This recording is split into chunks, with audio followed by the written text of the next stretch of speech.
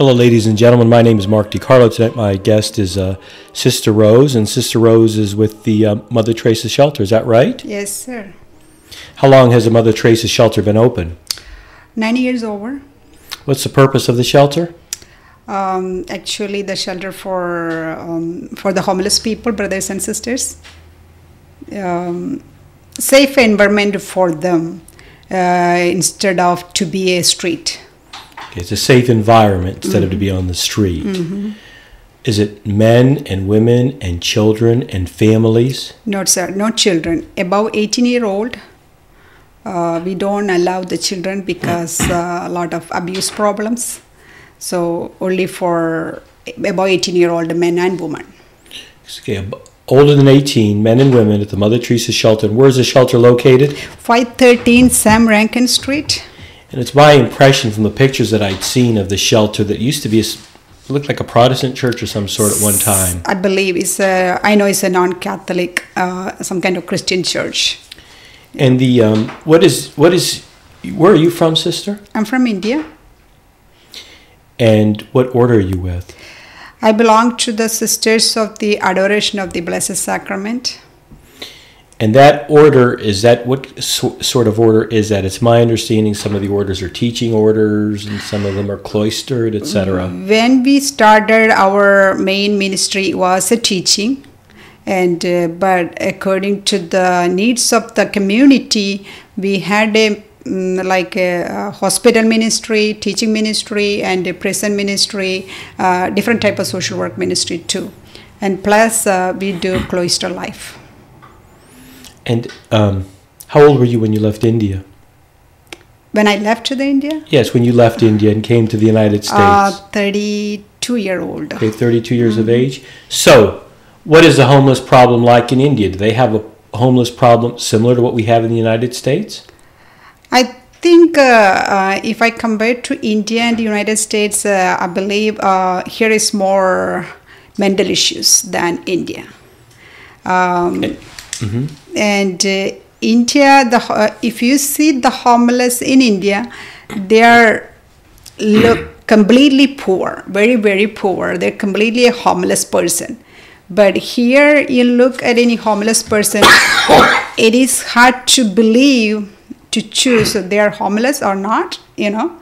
The way of their dress and the way of their walk, the way of their, doing their things, it is hard to say. But according to my last 10 years, according to my last 10 years experience, more mental issues in here than India. Excuse me. Okay, so the people in India who are homeless are primarily poor. Why are they poor? Is it poor because they don't have jobs? Is it poor because there's no social welfare system for them? Why are they poor? They're born in poor family, and the family doesn't have a money to do their needs and in their life. So they're starting to begging to going to different family, asking money to live on, and it is hard to live. Then they end up with the street. And that's one story. Another story is some broken family gave the birth to the men and woman, and they left the child in the street. They don't know who they are, mother and father. So end up with the street then. So a broken family, a husband and wife, whatever, divorced or separated, and they just left their children on the streets. Yes. And in the United States, you're stating that obviously that it's more, you see more mental problems that are the cause of homelessness here.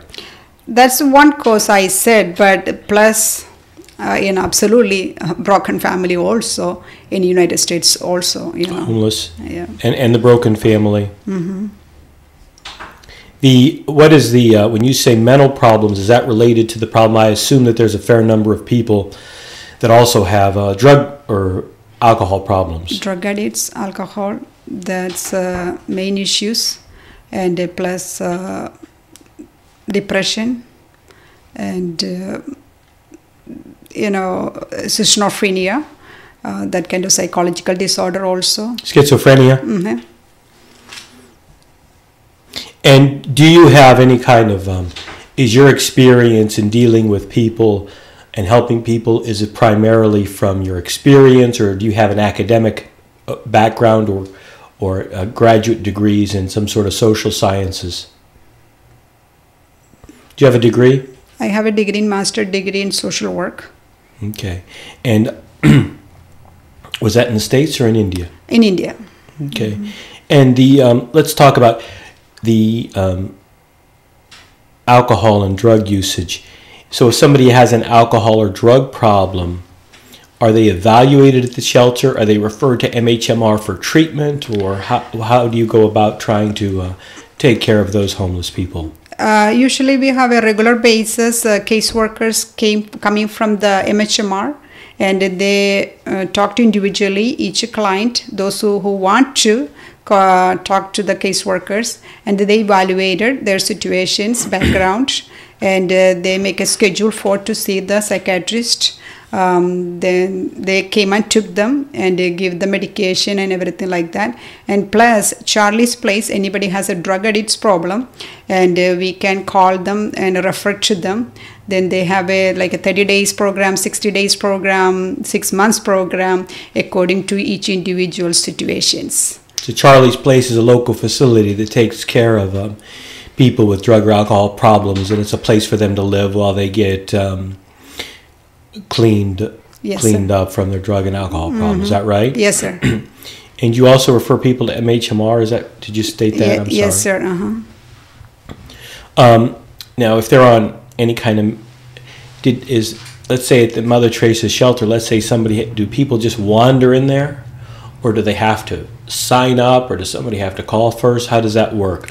They're coming to the door. We take the names. They have to sign up each day. And we keep the record, those who's coming each day in our facilities and receiving our programs and services. So we log in everything in the computer. Then they can leave whenever they want to. No particular, no restrictions. Whenever they are in the building, certain time they have to leave, nothing like that. They can leave whenever they want to. The shelter is open from 8 a.m. to 4 p.m. And what do you provide at the shelter? Mainly they have a lockers. They can put their belongings, and shower facilities and laundry facilities. And they can use our address as a permanent address to receive their mail. And we feed them 8 o'clock with the breakfast, and at 10:30 not a lunch, we call like a brunch, and at 2 o'clock snack. Then after that, we recently opened a multi-purpose activity center. That's some kind of therapeutic activities for the homeless. Over there we have a reading and writing and music therapy, art therapy, and horticulture, gardening, and sports, and some board games, that kind of activities going on. And they relax during the day, sit down and watch the TV. They do whatever they want to. Some people will try to sleep because maybe they didn't get to sleep in the previous night. So it's a nice facility for them. How many employees do you have? Including me, 11 staff. And who pays for all the staff and the employees and the electricity and the upkeep of the grounds of the Mother Teresa shelter? Diocese pay for it. And I guess you take donations too? Yes, sir, absolutely. We have donations coming from individuals, families, and churches, Catholic and non-Catholic. Then plus we have in order to run the facilities, we have a grant from Kennedy Foundation. Then according to we build a different building, we had a state and federal grant also. And every 2 years we have a fundraising in order to run the facility. What kind of fundraiser do you have? We call every 2 years we like a big fundraising. We send the letter to big organizations and families and like that, and like a table, like arranging the table and selling the table, Okay. that kind of things. Yeah. So if I wanted to give money right now, if I wanted to call someone to give money to the Mother Teresa shelter, what telephone number would I call? 361-883-7372. 361-883-7272? No, 7372. 7372. I'm right on top of things. And then let's say that I gave $100 to the Mother Teresa shelter today, and then what would you do with the money? What would you put it in the general fund, and then that would be distributed according to what was needed? We put in our fund, and whenever we need to buy any supplies, we use that money to buy the supplies, and because we're using a daily basis a lot of supplies, or we need to pay any bills, or we have to pay any maintenance, we use that money. And I assume you're a tax-exempt organization? Yes, sir. And are you the only religious person there? No, 2 more nuns. You have 2 nuns, all from India? All from India. And I thought it was interesting, you call it the Mother Teresa shelter, of course, and Mother Teresa was famous for ministering to the people in India. And I believe you told me you had met Mother Teresa twice, is that right? That's true. That's interesting. In what context did you see her?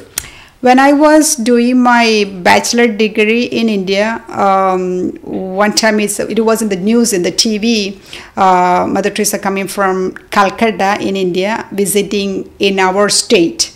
So all the convent, all the lay people around the city, everybody, the news everywhere. So then I still remember, like I think in 1994, we wake up early in the morning, walk to her convent. She has a convent close to my convent, and to attend the mass and see her. And thank God, I got a chance to inside her convent chapel and to celebrate the mass with her. And she was next to me, so I just touched her hand, because it's a precious, very nice day for me that time. And the other time was something similar? Just through the window, not too close like this, Oh, I see. Yeah. I see. And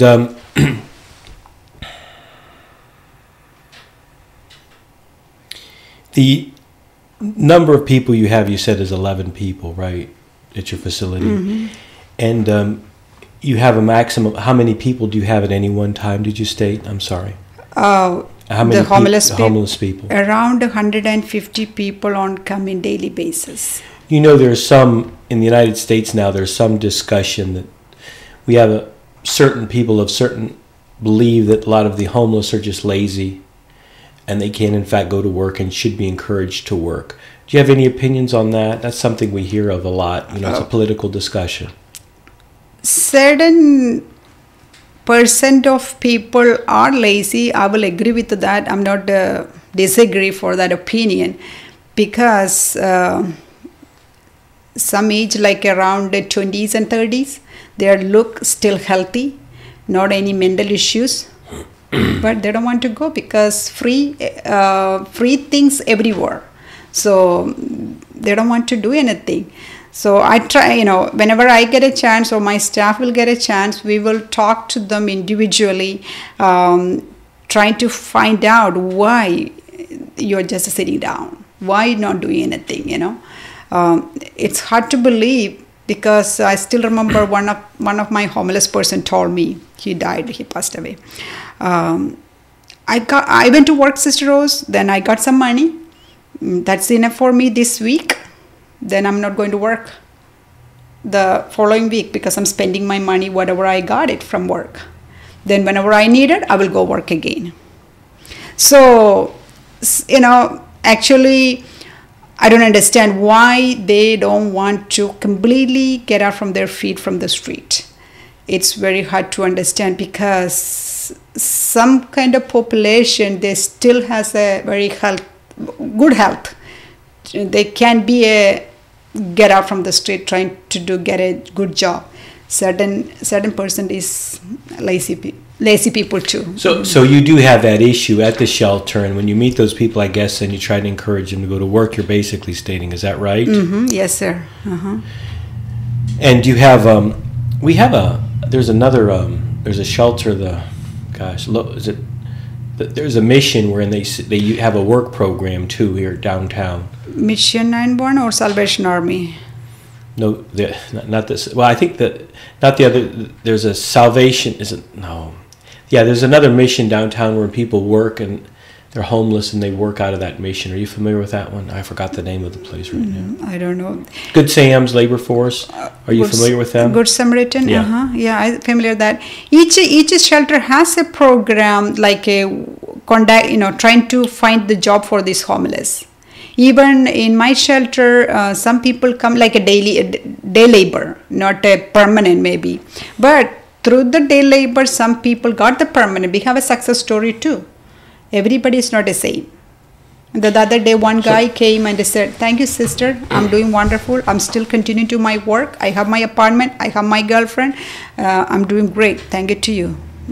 So, in other words, let's say that I wanted to hire somebody could I hire somebody at the Mother Teresa shelter, go over there and say, "Look, I have a bunch of lawn work I need done," Absolutely. And so we could go over there and hire someone. Mm-hmm. How much do we have to pay? Just joking. One of the Good Sam's they actually have like a regular workforce almost, where in there I think they're covered by workers' compensation, etc. That force. Well, one thing you said is kind of interesting, though. You did say that that some of the people you do represent that there's some people that don't want to work and there are free facilities for them to get. We also have some people complain. Not so much here, because I don't think all the shelters are together here, are they? They're kind of spread out. Most of the shelters are around that area, close to the city hall area. Are they? But yes, but each shelter not doing same thing. Most of the shelter does a little bit different. So for example, my facility is mainly day shelter.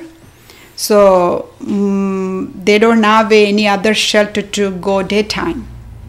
And some like a Good Samaritan is a day and night. It's actually night shelter, but they have to pay, I don't know how much is, I think $7 per night.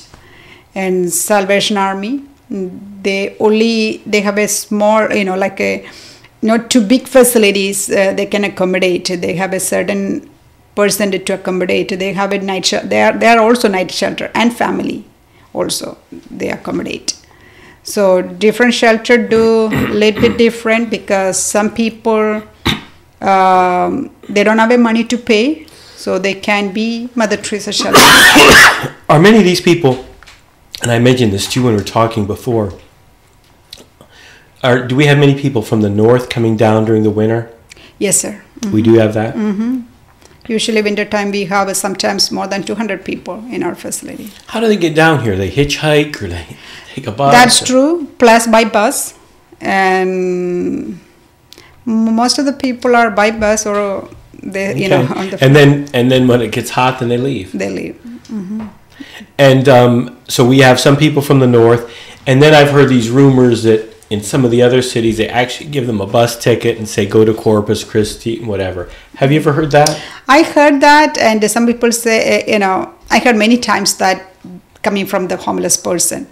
I don't know why they're doing like that. I don't know the truth either. You don't know if it's true? I don't know either. But you've heard that many times. I heard that too. Yeah. Well, I think I only heard it once, other than maybe on the radio and that. But no, I shouldn't say it. I feel like joking and saying, well, why don't we get bus tickets and then send them back?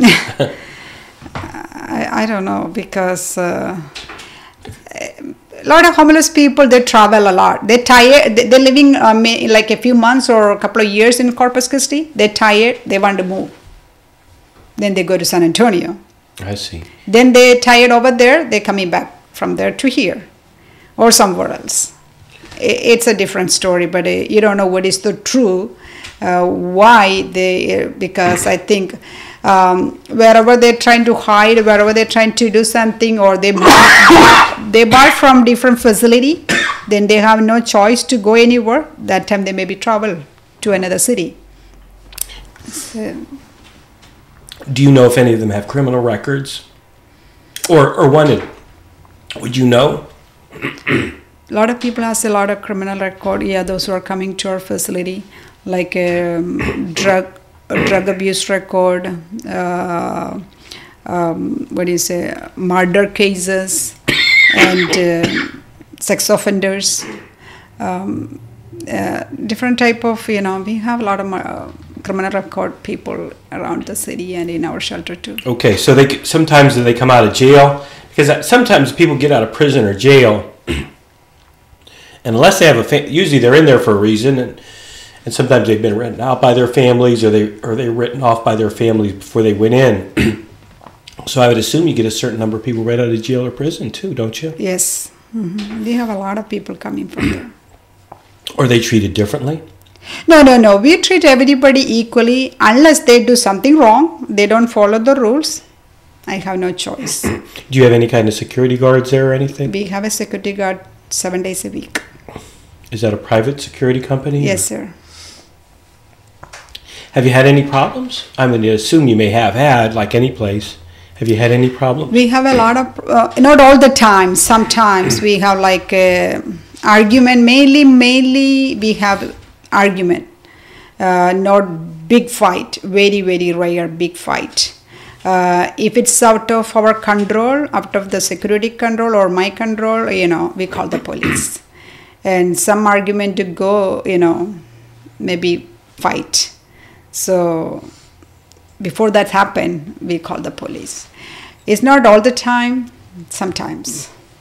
And is there any way that, and I ask this to everybody that comes on, that is in a social welfare organization or whatever, is there any way to really quantify or objectify or state how successful your facility is? It's very difficult, isn't it, to say we have such a success rate or we're pleased with our results or whatever. Is there any kind of follow-up that you know of? When I started working at this shelter, we have a very minimum service providing to the homeless, and they come and eat and take a shower, do the laundry. That's it. But to me, I didn't see anything getting any advantage to them or any success to them like that. Then after a couple of years, few years later, we started new programs. For example, we have a payee program under Catholic Charities, and some homeless people, they have a benefits, like for example, like a Social Security income, VA benefits, or disability income. So some homeless people, what they do, doing the drugs for that with that money, or alcohol, or wasting, Yes. So through the payee program, what we did it, we talk, I talk, my staff talk to them, each individual, explain the program, and we trying to manage their money and trying to get the apartment and placing in the house. I see. So what you're saying is, if somebody's getting, I believe it's $678 a month on SSI, because if they have a mental impairment, you could actually become the payee, or you get the money for them, make certain they don't waste it or use it on drugs or alcohol or spend it in 2 days. And that's something definite that you've been able to help these people with to in an objectifiable way, that that had and I do think that you're the only agency that might does the payee program. Yes, sir. I think the payee program does pay you? Does it pay you a small percentage? I think they get it's a very small percentage. $36. Okay, that's it. To take care of that. But that's not enough money, because the postage and the paperwork and everything like that. But that's a wonderful program. We help in that department. We have more than 100 clients. I see. And when you're paying do some of these people permanently stay? That the Catholic Social Services has to be or you have to stay as the payee where they're never capable? I guess some of them, they'll never be capable, right? They're not capable. Those who are in the payee program, they're permanent. They are not, after a few years later, they are not capable independently to do their own pay. That's very hard. So you try to get them apartments, or some sort of government apartment or something? Or no, subsidized apartments?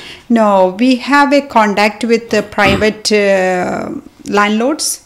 So we have a few landlords working with us. So they don't charge that much rent.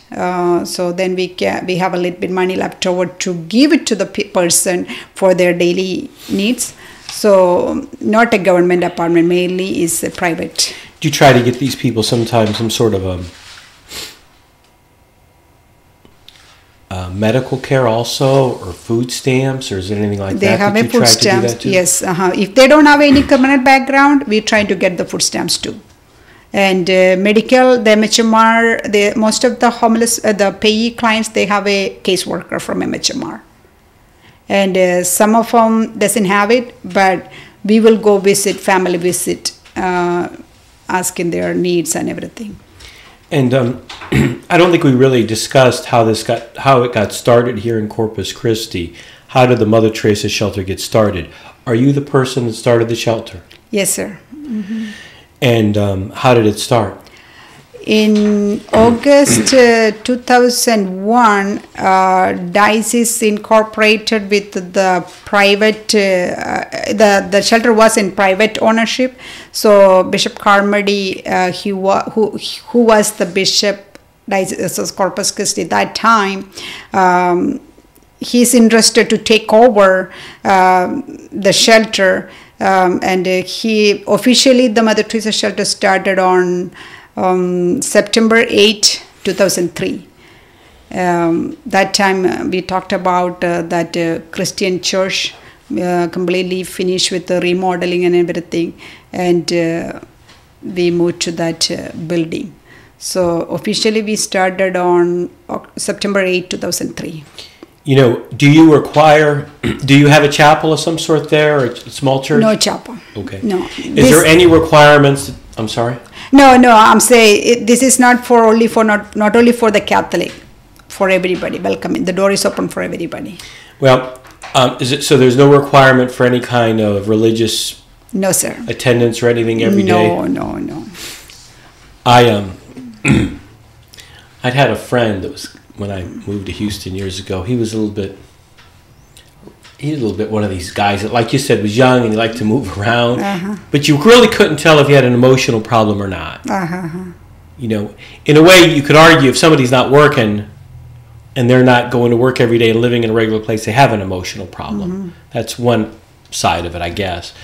At any rate, he used to kid about he'd go to the shelters and he'd have to, pray and this and that. And he thought, he kind of was cynical about it, but no, we don't do that. He was very young at that time. So some of these people, when I was doing some research, I saw different issues like there's chronic homelessness and there's episodal or situational homeless. So do you see both, wherein some people are just temporarily homeless and some people are homeless all the time, chronically? It's both, because some people it's a homeless because you see, for example, they're completely mentally sick. They don't go MHMR. It's hard to talk to them. Yes. You can convince them. You talk 100 times, it don't work out maybe at all. Sure. So they are completely in the street. They're not getting any benefits. To me, it's very sad. We're trying to talk to them, but they don't want to hear. They don't want to do anything. They just keep going. It's some person that, but some people are trying to get out from the street. It's not completely homeless. They are ready to change their life. Well, so when people complain that a certain number of people get government benefits such as SSI, supplemental security income, I always say, well, you can't even get them in your office so they could get those benefits. You can't get them to Social Security. They're just, isn't that right? That's true. There's a debate in the United States that a lot of this came about when we closed up a lot of the mental health institutions, that we need mental health institutions. Do you have any kind of opinion regarding that? Do you think that is a necessary thing that we no longer have?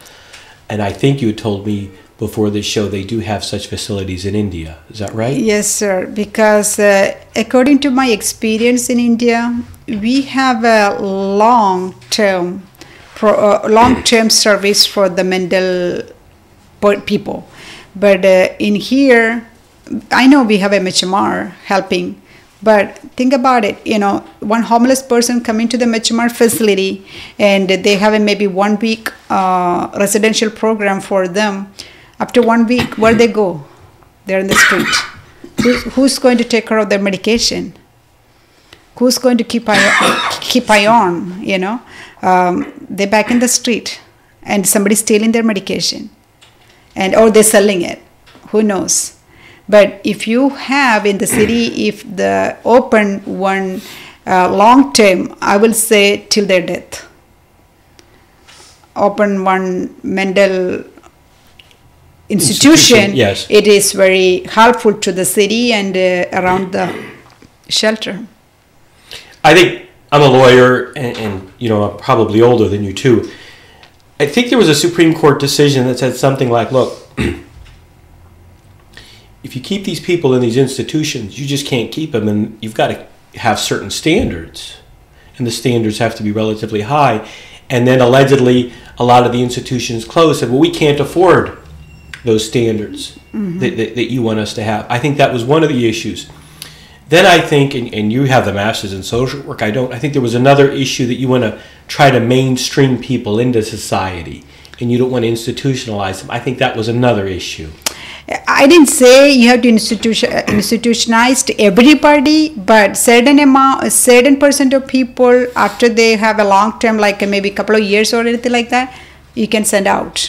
You can get a place to stay. They may be stable, but some people it is hard. When you work with them, then yes, then they need a complete care. And you could tell who those people are. Yes. They're identifiable. There's no question regarding that. All right. Do you think a lot of those people are from abused, sexually and physically abused backgrounds? That's true. And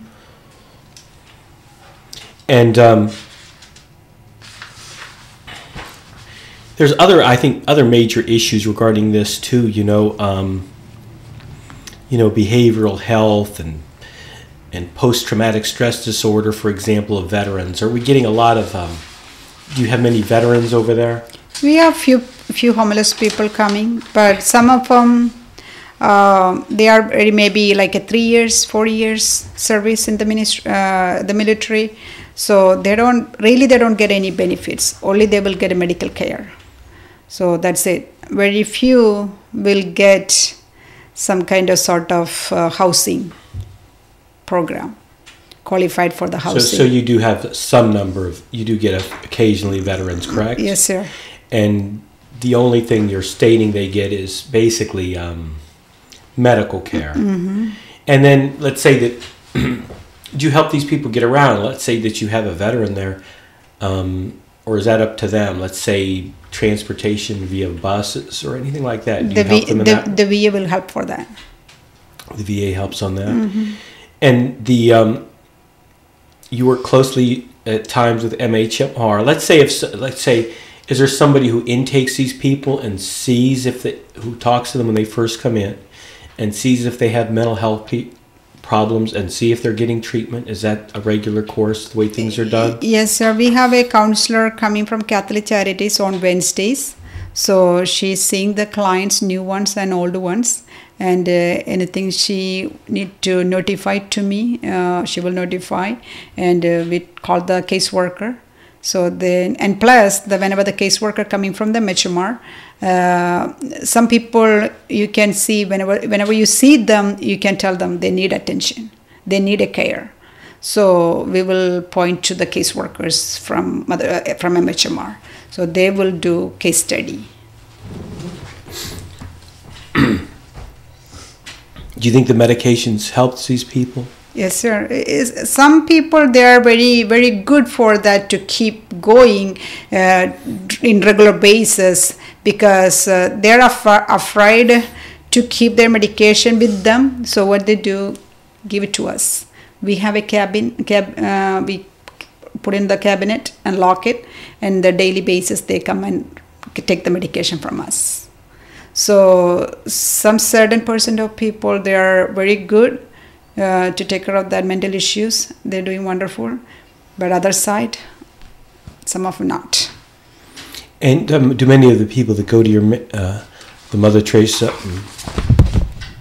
shelter, do many of the people have any kind of serious physical problems? Do you see that very often? We have some handicapped coming by the wheelchair and structure like that. Very few, not that many, maybe 3 or 4 people physically.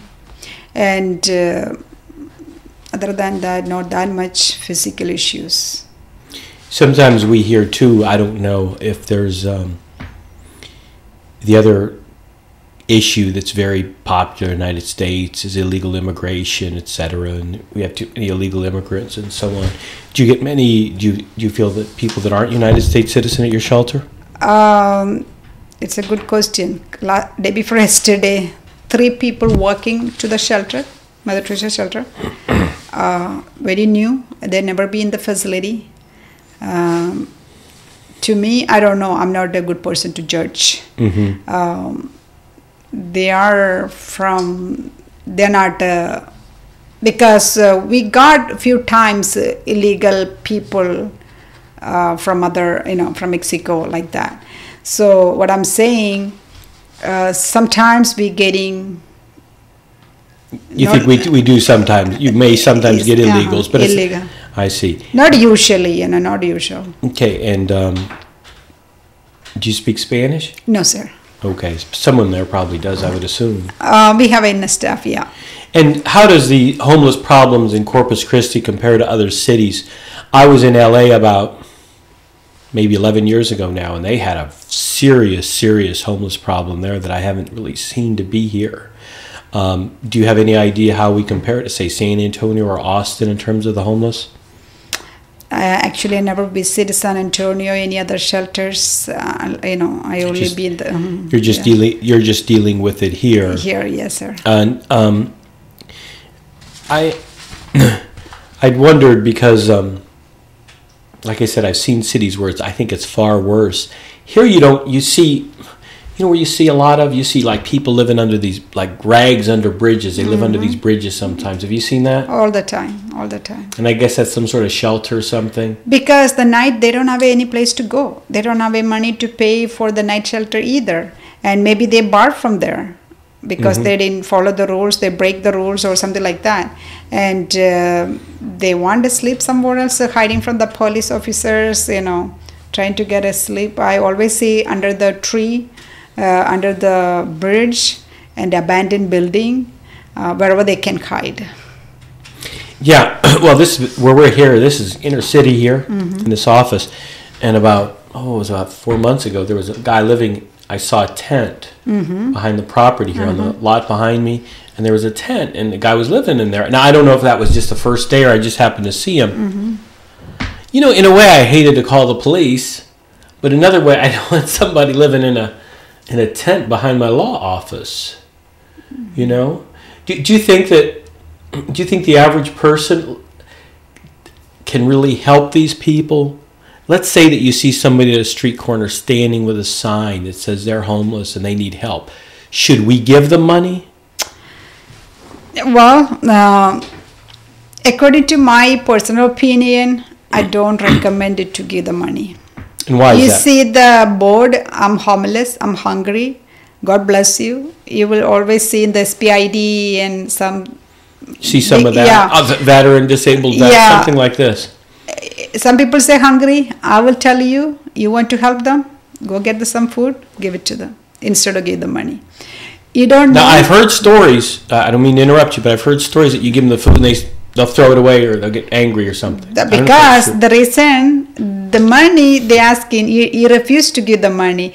Maybe they won't use that money for alcohol or drugs. So they didn't get whatever they wanted. That's the reason they throw away. But you did your part, giving the food. The board is say hungry, give the food. I would say Bishop Carmody said don't give them. He said direct them to a shelter or something when he was on the show maybe 4 years ago. I agree with that. Or the board say I'm homeless, any helps. Sometimes board like that. You want to go any shelter, sleep in the night? I will pay there. You can approach the night shelter, pay over there, give the address, you go sleep. That's your need. you know. Well, basically, you're stating that a lot of the people will use the money for alcohol or drugs. And I'm curious about this to compare India and the United States, because we hear about in India there's a caste system, and then we hear there's great poverty, and then that's why Mother Teresa was there, etc. Are many of the homeless in India, do they have the drug and alcohol problems?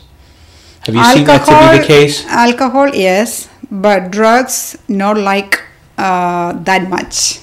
Here and there, but compared to here, not that much. But alcohol, yes. Okay. So you don't see the amount of illegal drug use in India that you see here? No. But alcohol is a problem. Do you ever direct any? I think Alcoholics Anonymous, of course, is a well-known organization that asserts it has a pretty big percentage of favorable results. I don't know what that would be or how large it is, but do you direct anybody to AA also, or do you yes, work sir. with AA? Yeah. AA seems to be rooted upon what they call like a 12-step program? 12 steps program. 12 steps program wherein, I think that, surrender yourself with to God is at the beginning or something like that. There's a philosophy and kind of try to, I think one of them is you take the step, you try to, reimburse anybody that you've harmed or something or make accommodations. Is there any kind of philosophy in the Mother Teresa shelter that you try to impress these people with, or do you it's just a practical thing of trying to get them off the streets? It's a practical thing to get her from the street, not like any philosophy or anything like that, And okay, and right now, do you have accommodations for people to stay overnight? We just recently opened Mother Teresa Transitional House for the men only, single men. We opened on March 2012. It's a 24 rooms, private rooms, shared kitchen and living and dining area. And they have a shower facility. They have a laundry facility. They can be there day and night. And if they have any pets like dog, they have a kennel for the dog. It's a beautiful facility. Right now we have 5 residents living there. Everybody we have a 24 rooms for 24 individual private rooms. And do they have to pay to stay in those rooms? Yes, sir. We $350 per month, and everything is there. Food is there. We serve the food. We cook the food, and shower, laundry, or everything there, including their needs. Is there going to be a limited amount of time they're allowed to stay there? This is we said 2 years program. 2 years. Mm-hmm. One thing that I don't know if you ever address this in your social work program, but and I've never heard this discussed. I'm curious, but and it falls into what you're saying. To go rent an apartment and to be able to have a checking account and to pay separate bills, and then to have a car and to pay insurance, and I don't know that a lot of people have the mental capability of the complexity of modern life to do it. Just what I'm saying? And it seems like something like what you're offering is that some people would have the mental capability to do that because they don't have as many bills to pay, they don't maybe have to shop for groceries as much, etc. Some person, in the Mother Teresa shelter, they come in the building, they have a primary needs at the shelter, they have a psychologically, mentally, they have some kind of therapeutic activity there. Then we just open transitional house. Through this continuous program, we're trying to teach each homeless person to be a model for the community, to be independent after 2 years from the transitional house. So some people are very capable, a small person, not too big, large person, not like that. So to be handle, pay their bills and pay their day-to-day life and take care of the house, that kind of things. Very small percent of people would like to do, and they can do it, some very small person, not too large person. What do you mean by, I'm sorry, I didn't quite understand you. By large person, what do you mean?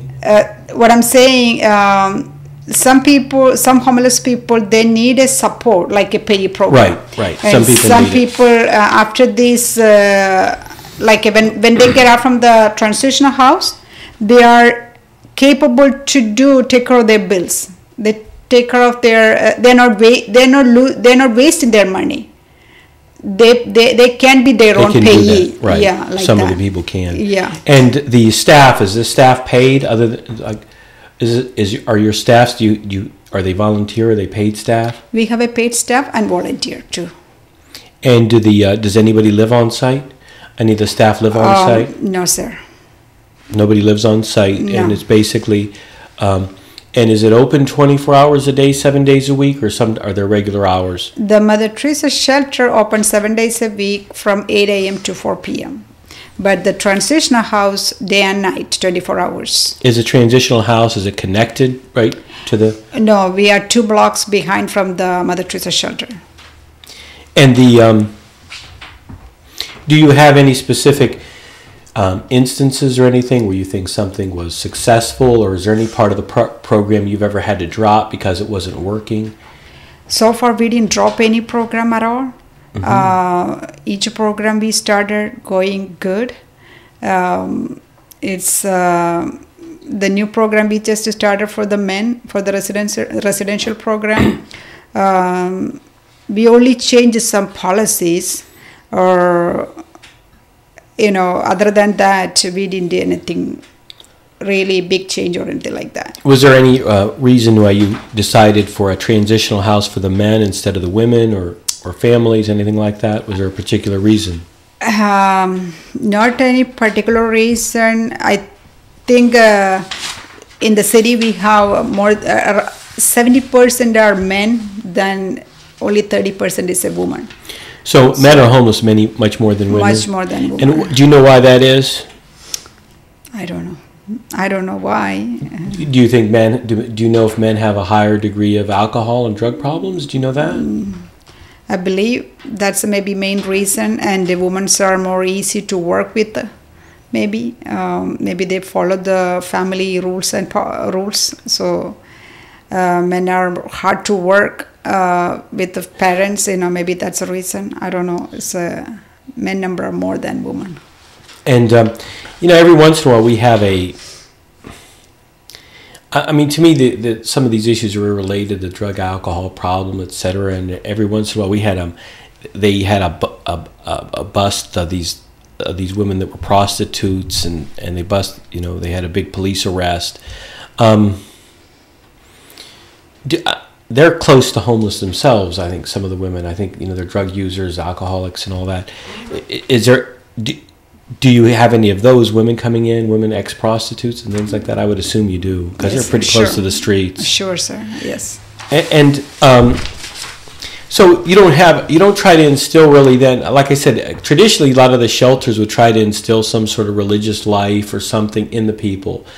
But you don't feel that, and I think the basis was that these people are actually, these people are actually on the street because of spiritual problems or something, because they don't believe in God, and because therefore they don't have the faith to go through every day, etc. But I hear you saying that you don't really address those issues so much at your shelter, correct? No, we don't. And is there anything else that you wanted to say about the homeless population in Corpus Christi that you think is the people need to know, or that? I believe we have a lot of homeless population in Corpus Christi area, because the number is increasing, not a decreasing. I never see that. So any help, anything you do for the community, for the homeless people, that's helpful to us to run this, to help out this. And do you accept volunteers? Let's say somebody wanted to volunteer for the shelter. We accept the volunteers. We accept any kind of donations, monetary, supplies, anything like that. And what was that phone number again you had given me, sister? 361-883-7372. And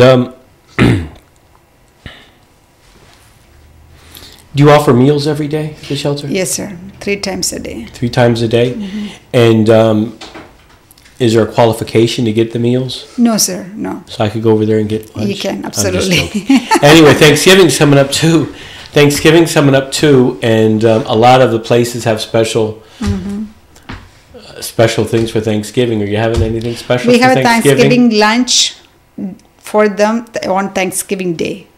And also another group approached to me. They want to serve Thanksgiving dinner for them day before the Thanksgiving.